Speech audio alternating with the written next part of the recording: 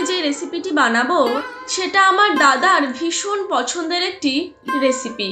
বিয়ের পর যখন প্রথম একই সাথে একই টেবিলে বসে আমার দাদা আর আমার বর এই রেসিপিটি ট্রাই করেছিল, সত্যিই অনেক প্রশংসা পেয়েছিলাম।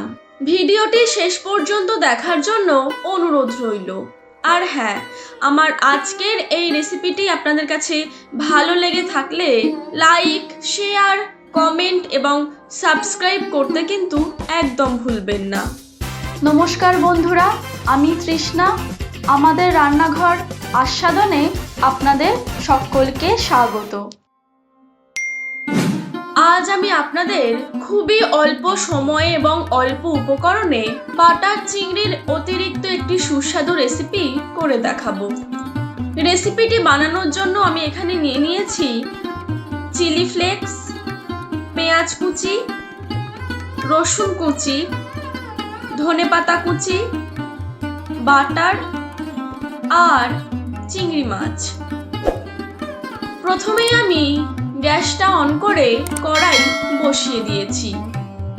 কড়াই একটু গরম হয়ে গেলে এর মধ্যে দিয়ে দিচ্ছি পরিমাণ মতো সাদা তেল। তেল ভালো মতো গরম হয়ে গেলে এর মধ্যে দিচ্ছি আগে থেকে মাখিয়ে রাখা চিংড়ি মাছ।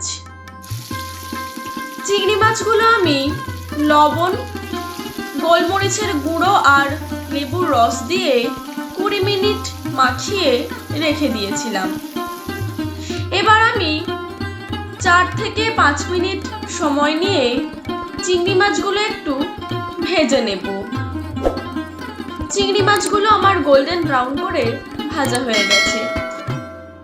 এবার নামিয়ে একটি অন্য পাত্রে রেখে দিচ্ছি। চিংড়ি মাছ ভাজার ওই তেলের মধ্যেই দিয়ে দিচ্ছি বাটার। বাটারটা মেল্ট হয়ে গেলেই দিচ্ছি কুচিয়ে রাখা রসুন। এখানে একটি বড় সাইজের রসুন আমি কুচি করে নিয়েছি। রসুনটা আমি প্রায় 1 মিনিট সময় নিয়ে ভেজে নেব। তবে খেয়াল রাখতে হবে রসুন যাতে পুড়ে না যায়। এইবার দিচ্ছি একটি বড় সাইজের কুচিয়ে রাখা পেঁয়াজ। পেঁয়াজটা দিয়ে আমি আবারও ভেজে নেব। প্রায় 1 মিনিট ভাজার পর আমি এখানে দিয়ে দিচ্ছি আগে থেকে ভেজে রাখা চিংড়ি মাছ।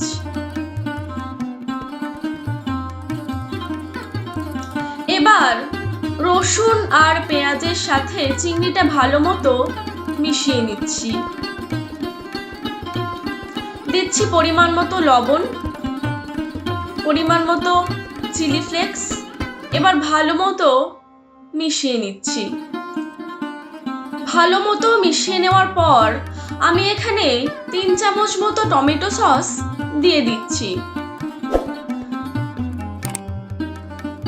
সসটা দিয়ে 3 থেকে 4 মিনিট সময় নিয়ে একটু রান্না করে নেব।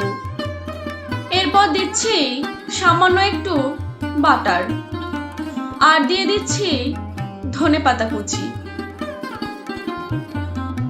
বাটার আর ধনেপাতা দিয়ে 1 থেকে 1.5 মিনিট একটু নাড়াচাড়া করে নিচ্ছি। এবার ওপর থেকে দিয়ে দিচ্ছি আরো একটু বাটার। তৈরি হয়ে গেল আজকের রেসিপি বাটার চিংড়ি।